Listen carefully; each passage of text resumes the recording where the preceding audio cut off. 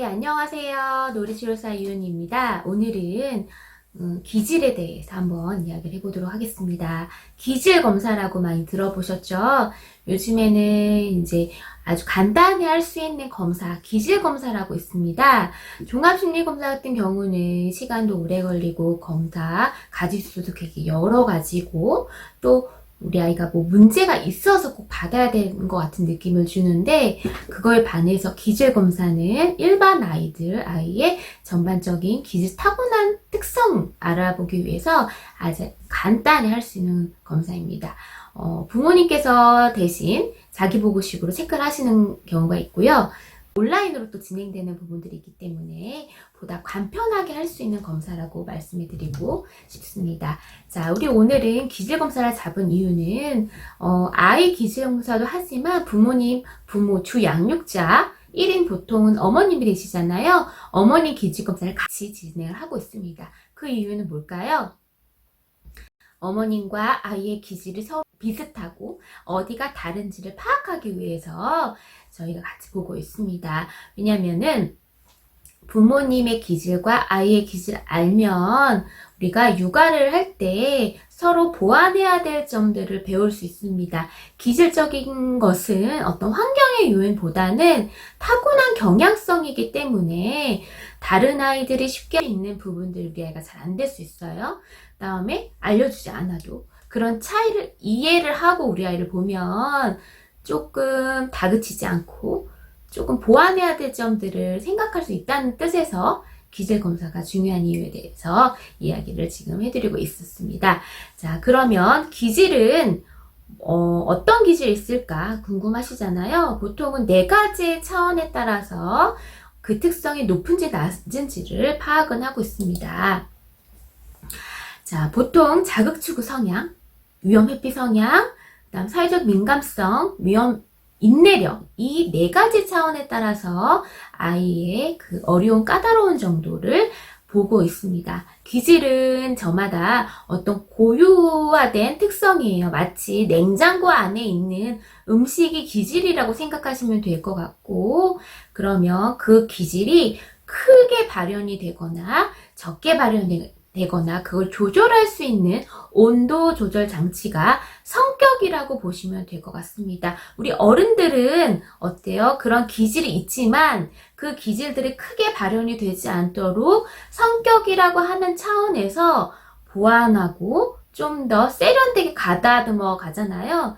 그래요. 그거 또한 시간이 필요한 것이에요. 근데 아이들은 아직은 기질적인 특성에 더 강력하게 영향을 받기 때문에 그 기질이 너무 높다면 조금은 무난하게 발현될 수 있도록 보완하자라고 하는 취지로 생각하시면 될 것 같습니다.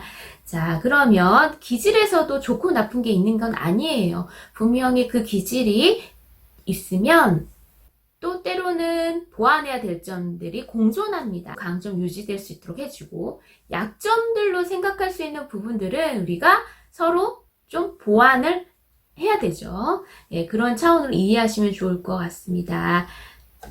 첫 번째, 자극추구 기질의 아이들이 있습니다. 이 기질 아이들은요, 일단 달리고 보는 거예요. 호기심이 너무 많아요. 호기심 대장이라고도 해요. 유달리 더 많이, 내가 먼저 손이 먼저 나가고 행동이 먼저 앞서고 쉽게 흥분하는 아이가 자극추구 기질의 특성이 보인다 라고 이야기를 할 수 있습니다. 이 아동의 주된 특징은 새로운 환경, 새 장난감을 봤을 때 이런 행동이 더 두드러져요. 그걸 접했을 때 그 호기심이 더 왕성해진다 라고 한다면 우리 아이 자극추구 기질의 가능성이 있다 라고 생각하시면 될 것 같아요. 마치 자극추구 기질은 자극에 자석처럼 이끌려져서 어떤 행동이 활성화가 되는 경향성이에요. 그래서 이런 기질이 강하면 새로운 것에 대해서 봤을 때 재밌겠는데? 안 해봤는 거 한번 해볼까? 예측할 수 없는 거에 대해서 좋아하고 또 낯선 것을 두려워하지 않는 모습들이 또 강점이 될 수 있습니다. 또 이런 타입은 그래서 호기심 대장이라고 하잖아요. 스스로 안 해봤던 거 덜컥덜컥 해보기도 하고요. 일단 먼저 해보고 달려보고 몸으로 경험을 해보는 아이들이에요. 아이디어가 번뜩이기도 해가지고요. 어떤 임기응변의 강한 모습도 보여줘요. 놀잇감을 가지고 놀 때 아이의 특성을 생각해 보면 설명서를 보고서 그대로 따라하기보다는 자기만의 방식대로 재미있는 것을 찾았어 라고 하면서 자기만의 방식대로 자유자재로 이렇게 룰을 바꾸거나 또 독창적인 방법들을 제안할 수 있습니다. 그런 모습을 통해서 창의적인 모습도 있을 수 있다 라고 보시면 될 것 같아요. 이런 여러 강점들이 되게 많이 있어요. 자구추구 기질의 아이들은. 근데 우리가 이제 약점을 생각 안 할 수는 없어요. 지나쳐가지고 생기는 곤란한 것들이 많이 있어요. 충동적이거나 산만한 모습이 보여질 수 있고, 새로운 것들을 이제 골라서 이끌어가기 때문에 아이들과 지루한 걸 잘 못 견디거나 금세 흥미를 잃어버릴 수 있어요. 그래서 새 장난감을 사달라고 하거나 이제 조르거나 떼쓰거나 이런 형태가 조금 반복이 될 수 있습니다. 루틴, 그러니까 반복되는 것을 싫어하고 또 단조로운 거를 좀 못 참아하고 심심해하고 꽤 빨리 진행되지 않은 것을 잘 못 견뎌 하는 아이, 때로는 좌절을 경험할 때도 그것을 화내거나 떼쓰는 모습들이 또 보여줄 수 있어요. 기분이 또 시시각각 변해가지고요. 주변을 충분히 살피기보다는 어떤 충동, 기분에 따라서 행동을 하게 될 가능성도 있어서 때로는 타인들과 갈등이 유발되는 상황도 만들어지기도 하죠. 틀에 얽매이지 않는 그 유연성, 독창성이 또 강점이 될 수도 있습니다. 그러면 우리가 이런 아이들을 어떻게 대해줘야 될까 너무 궁금하잖아요. 그러니까 자구추구 성향 기질 아이는 뭐 JTCI 지능검사 실 봤을 때 그게 너무 높거나 낮거나를 볼 수도 있지만 부모님 봤을 때 여기에 뭔가 해당되는 것들이 많이 있는 것 같으면 그런 성향의 가능성이 좀 높다라는 거죠. 이런 아이들은요 힘이 넘쳐요.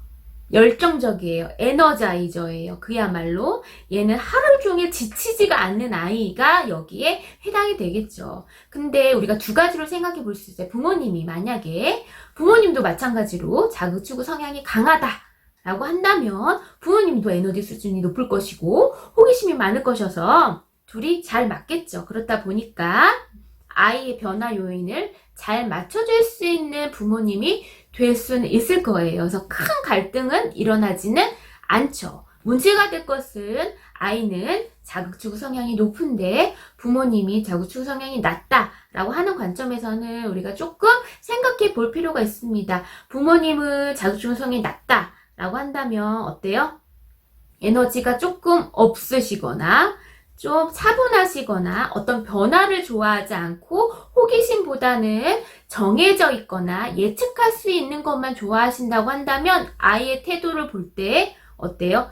유별나 보이게 느껴질 수 있기 때문에 과하게 통제를 하게 돼야 한다는 압박감에 육아 스트레스를 받을 수 있게 되죠. 성격적으로 좀 딸리시기 때문에 좀 지치는 모습들이 많이 있습니다. 아이가 원하는 수준의 그 호기심을 충족을 해줄 수 있는 환경을 제시하기보다는 통제를 하거나 때로는 아이 특성 이해하지 못하는 모습들이 보여줄 수 있어요. 그러면 우리 경우에는 부모님께서는 체력을 조금 회복할 수 있도록 보강을 해주시고 아이가 에너지를 쏟을 수 있는 상황들을 만들어 주셔야 돼요. 이럴 경우에 아이가 이것저것 막 하잖아요. 그럴 때는 우리는 어떻게 해줘야 될까요? 살짝 브레이크를 걸어줘야 됩니다. 우리가 전속도로 막 달리는 차가 있을 때 급브레이크 하면 위험할 수 있기 때문에 서서히 속도를 줄여주잖아요. 그런 것들처럼 아이들도 얘가 너무 막 업돼가지고 텐션이 높아지는 그런 순간이 있을 텐데 그럴 때마다 잠깐만 해주긴 할 건데 잠깐 기다렸다가 그 이후에 해줄 거야 라든지 약간 그 자기의 힘을 조절할 수 있는 거를 줄일 수 있는 분위기를 해주셔야 됩니다. 또 때로는 아이들은 자기의 욕구나 흥미에 대해서 부모님이 잘 반응하지 않으면 거절당했다고 느끼는 경향이 많아요. 엄마가 오늘 되게 힘든가 보다. 이렇게 이해하기까지는 아이는 아직은 어려워요. 그러면 아이는 어떻게 생각을 하냐면 내가 싫은가 보다 라고 느껴져서 아이들은요 더 떼쓰거나 화를 내는 경우들이 더 많이 있습니다. 일단은 잠깐 기다려 라고 개입을 해주는 거예요. 브레이크. 잠깐만 기다려. 너도 모르게 이렇게 손이 커졌구나. 행동이 커졌구나. 잠깐만 기다려. 오케이 알겠어. 라고 해서 아이가 그 순간에 더 높아지지 않도록 살짝 에너지를 다운시킬 수 있도록 브레이크를 매 순간 걸어주는 거. 그 다음에 아이가 에너지를 강하게 표출할 수 있도록 신체 놀이, 야외 활동 등 충분히 발산할 수 있는 놀이를 해주는 것이 필요합니다. 그래서 나중에 그런 에너지들이 긍정적인 형태로 가야 돼요. 떼쓰는 거나 이런 것도요, 에너지가 있는 아이들이 하잖아요. 근데 그게 누군가 어떤 파괴적이고 불정적인 감정만 표현할 것이 아니라 본인의 유능감, 내가 할 수 있는 것 스스로 발산할 수 있는 것 쪽으로 방향성을 좀 바꿔주시는 것들이 필요해요. 자극추구 기질 아이들 대할 때 우리가 되게 힘들죠. 왜냐면은 자꾸 위험할까봐. 아니면은 너무 호기심이 많아가지고 쫓아다니고 살펴야 되는 것들. 하지만 우리 아이들 이 안에서도 강점이 많이 있습니다. 이런 강점들을 많이 유지해 주시고, 때로는 예기치 못한 상황들에 대해서 아이가 말보다 행동이 앞서기 때문에 잠깐 차분하게 스스로 본인의 감정을 컨트롤할 수 있는 분위기에 개입만 해주시면 우리 아이 더 많이 잘 자랄 수 있습니다. 저희 이제 셋째 아이가 이제 자구추구 기질 에너지가 굉장히 많잖아요. 그래서 그 아이한테는 어때요? 일부러 집안일도 시키기도 하고, 그 애한테는 일부러 쓰레기 봉투 사오게 또 시키기도 하고, 어떤 역할을 주면 그 에너지를 가지고 긍정적으로 사회적으로 유능한 모습으로 발현될 수 있어요. 그러면 아이는 엄마한테 또 긍정적인 피드백을 받잖아요. 도와줘서 고맙다. 와, 이제 많이 커가지고 너가 쓰레기 봉투를 사올 정도로 되게 똘똘해졌구나. 정확히 거스름돈도 갖고 왔네. 와, 너 덕분에 이렇게 쓰레기도 정리할 수 있게 됐어. 고마워. 라고 하면 아이는 내가 우리 가족에 좋은 역할을 하는 사람이구나. 나는 되게 유능한 사람이구나. 라는 느낌을 경험하게 됩니다. 이런 느낌들을 많이 경험해줄 수 있는 분위기를 많이 해주셨으면 좋겠습니다. 자, 지금은 이제 자극추구 기질의 아동까지 알아봤고요. 우리 다음번 영상에서는 위험 회피의 기질은 어떤 모습일지 한번 나눠보도록 하겠습니다. 감사합니다. 다음번에 더 좋은 영상 찾아뵙겠습니다. 저는 놀이치료사 윤이었습니다.